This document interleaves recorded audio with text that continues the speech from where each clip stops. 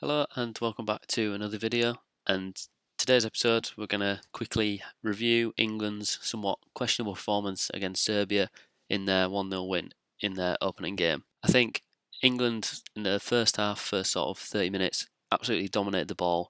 And I think everyone in the nation thought, wow, you know what, we're in here, we're playing really good football.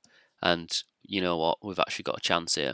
And then we scored the goal, nice early goal from Bellingham.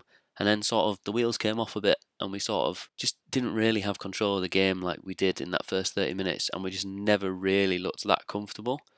There was While Serbia didn't have tons of chances, we still didn't look incredible, and we didn't dominate the game or even create that many chances ourselves. I think we had 5 shots in the entire game, and considering we've probably got the best front four at the competition, it's fairly worrying from an England fan's point of view. In the first half, we sort of commonly looked to start something like this. We had obviously had Trent starting in midfield, which is a plus for his passing abilities, and then that put a lot more reliance on Rice to play that sort of six role and be that deep lying pivot and the person who's going to be breaking up the play, which is a huge responsibility at a big tournament like this.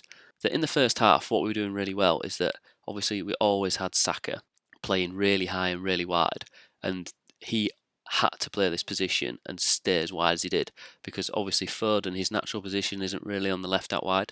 He was always looking to drift in and be involved in like the link up play in the middle half of the pitch, and wanted to like get into these half spaces so that they could really attack the box. However, he just really didn't get in the game at all and pretty much went missing for the majority of the game and hardly did anything, to be honest. So it was a bit of a disappointing performance from him. But I think in the first half, what we did extremely well was we were using Saka's 1v1 ability. So whenever like Kostic had to come across, Pavlovic would come across.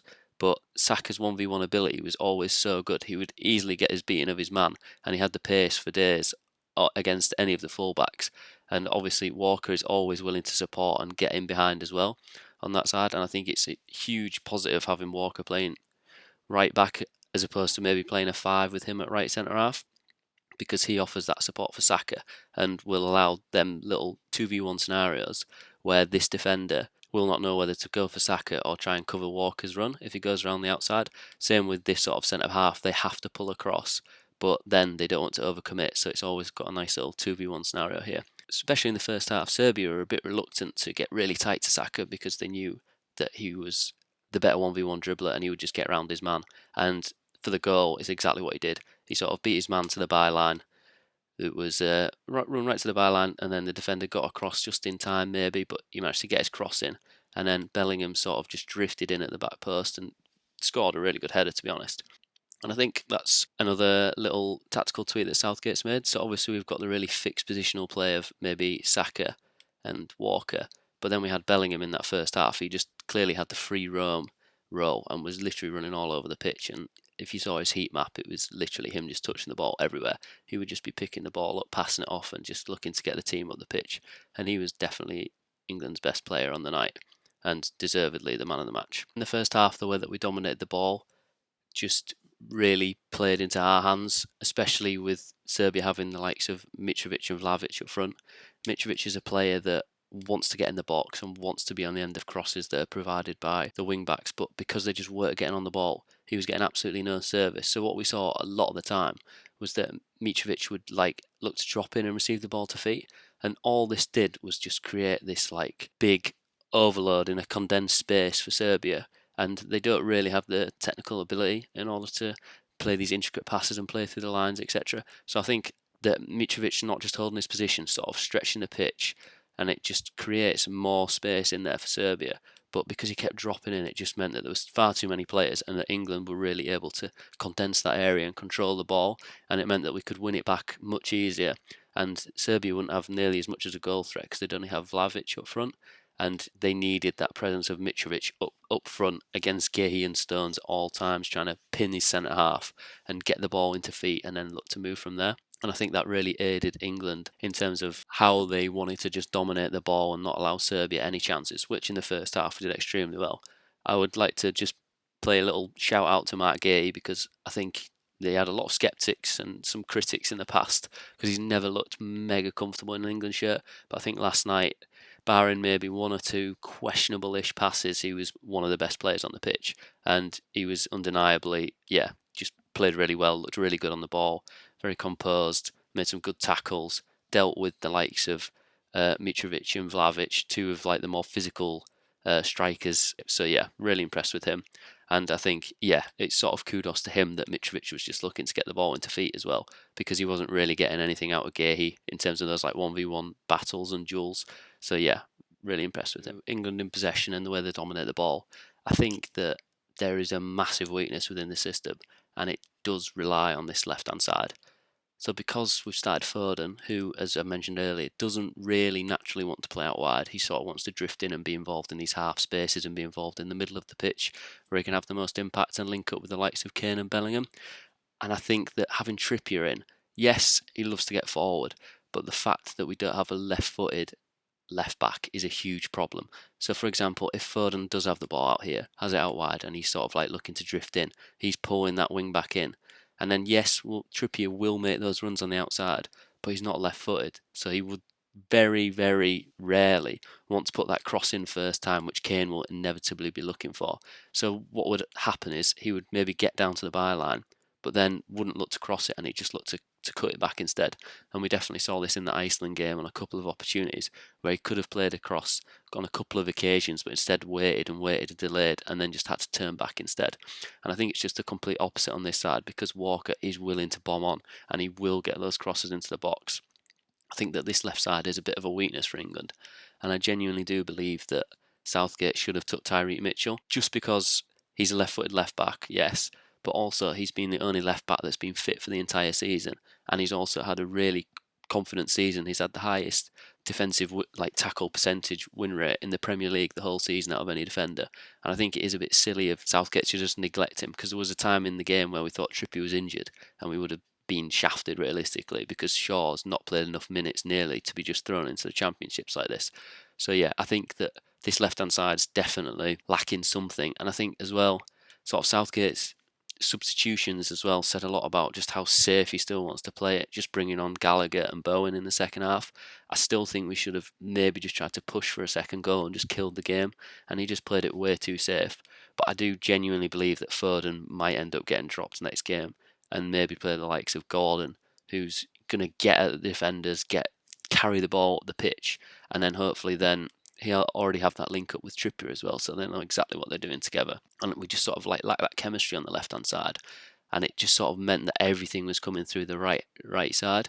And definitely in the second half, when Serbia did grow into the game a lot more, you could tell that their manager had said, right, if Saka gets on the ball or it's coming down this right side, you need to get as tight as possible. And it's fair to say that I think it was Pavlovic was playing at left wing back, or maybe at left centre half, but he was having a lot of joy against Saka in that second half. He just didn't seem to get around him or really get any foothold in the game.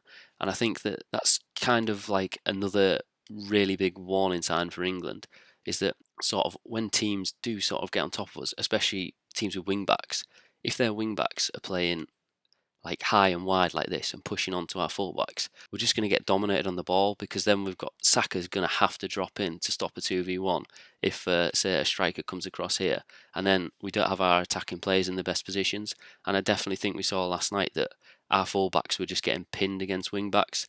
And obviously the next game is against Denmark, and I watched their game, and they play a 5-3-2, and their wing backs love to play really high and really wide. So I think that if they pull that game plan off well, then I think England could genuinely struggle if we don't dominate the ball like we did in the first 30 minutes against Serbia, because towards the second half we were not really in the game massively. We didn't have tons of the ball, didn't create tons of chances, and I think that could genuinely be a threat for Denmark, is that just having their wing backs play super high and super wide all the time, and it's just pinning our full backs, and they just can't get out, and we can't let them play out from the back as well. So I think that could genuinely be a bit of a threat from Denmark as well. I think that overall, sort of, yes, England deserved to win, but it was nowhere near convincing enough. I think that Foden basically did go missing for the majority of the game. Although it's not his natural position, I just think that we can't force him maybe to play in the team. Like, we might have to just make some changes, to be honest, and just try someone else. I think that just one last thing to note, which was actually like pretty decent from England's point of view, even though Kane didn't really do anything, his hold-up play he's still one of the best in the world at his hold-up play.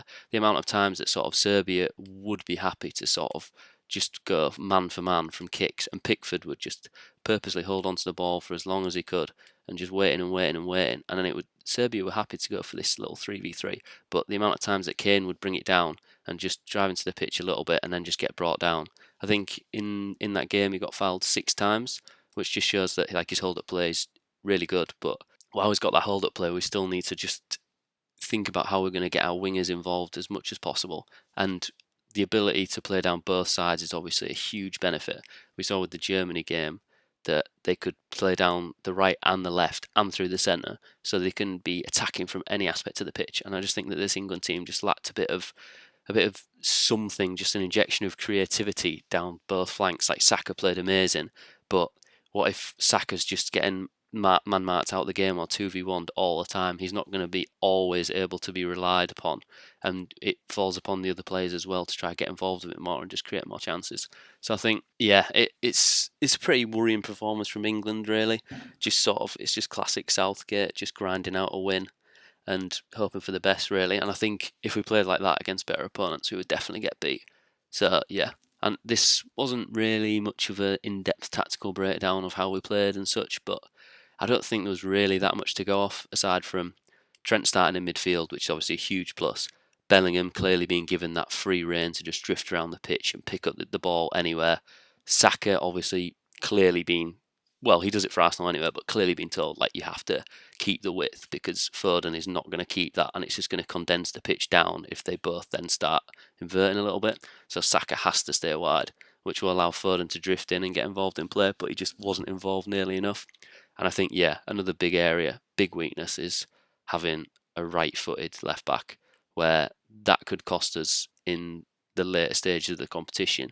If there's a chance where, say, Foden's got the ball on the inside and is looking to pass out wide, and Trippier just can't put the first time ball in, it just gives the defence time to just shift back and drop back in. So yeah, overall, it's a good result.